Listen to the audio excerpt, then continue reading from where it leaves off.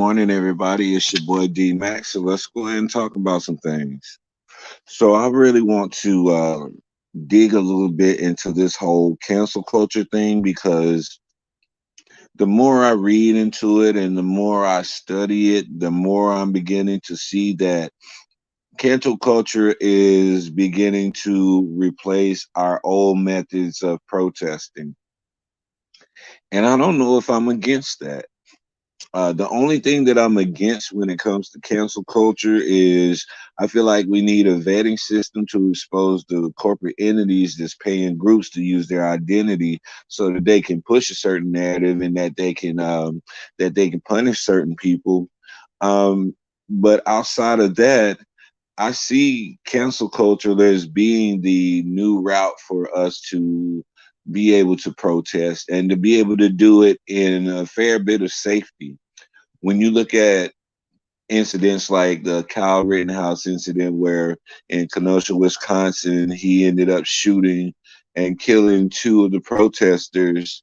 Um, I see excuse me, it's kind of cold here. We just had a cold front come in, but I'm always like this. But what I noticed in that whole scenario is that, that whole situation would have never taken place if we would have had like this cancel culture system in place.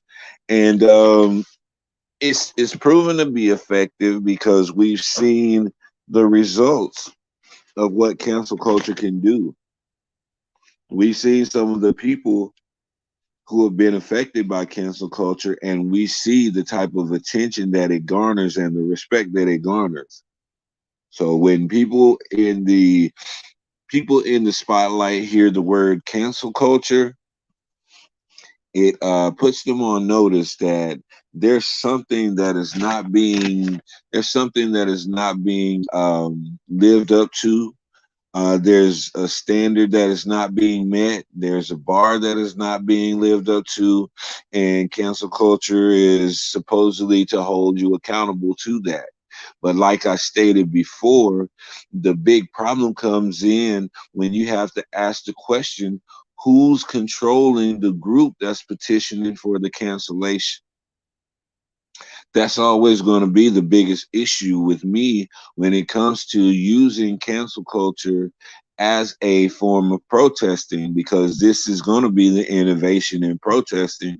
This is something I've been studying for a while. And I do this because, let's be honest, today's people are not getting out here marching. Today's people are not coming together and forming up in groups and doing all of these physical face-to-face meetings that are necessary to organize one of these marches or one of these rallies or one of these protests. We don't have people that's willing to do these things anymore for the simple fact of the senseless violence that's being taken out upon them by not only the opposition to their cause, but also by the police officers who are there to supposedly protect and serve.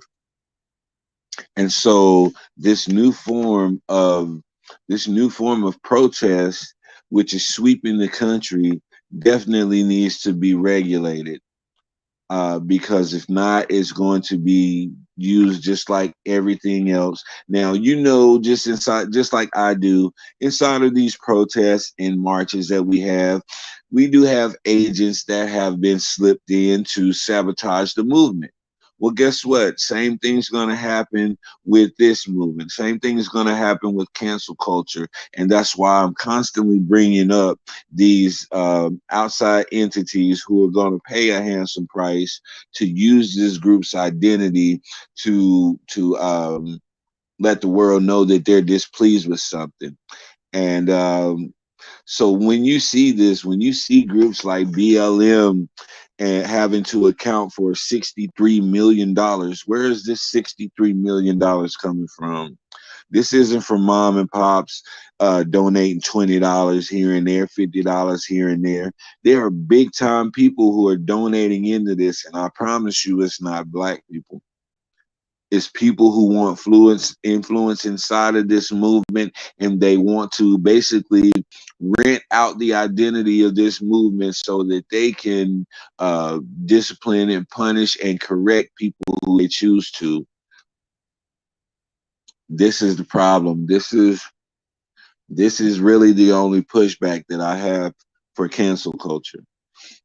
The power and authority that is garnered so far is being misused, um, just like America does everything else. But at the same time, if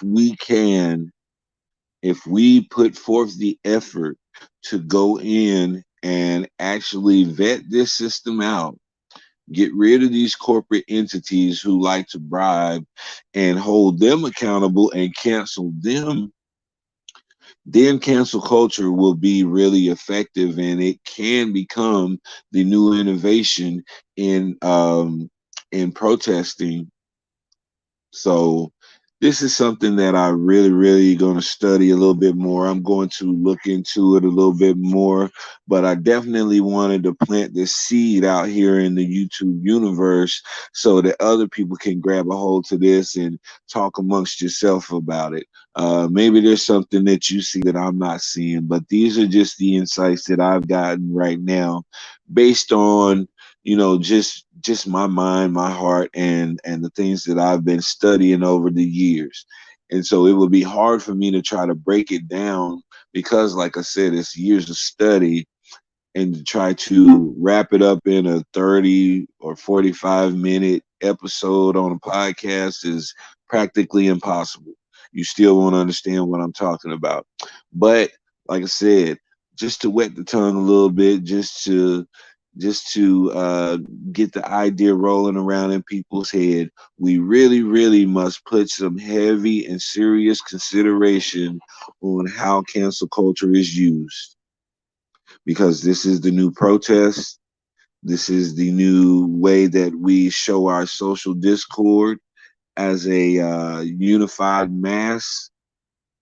Um, yeah, that's pretty much all I want to say about that. Just a little nugget this morning to wake you up. Blessings to everybody who's getting up and starting your day. I hope you have a blessed day. Go forth and do great things and have a prosperous day, because you are kings and queens out here. This is your boy D-Mac, man. Y'all know what I say. Sticks and stones can break your bones, but the word can always heal you. I'm out.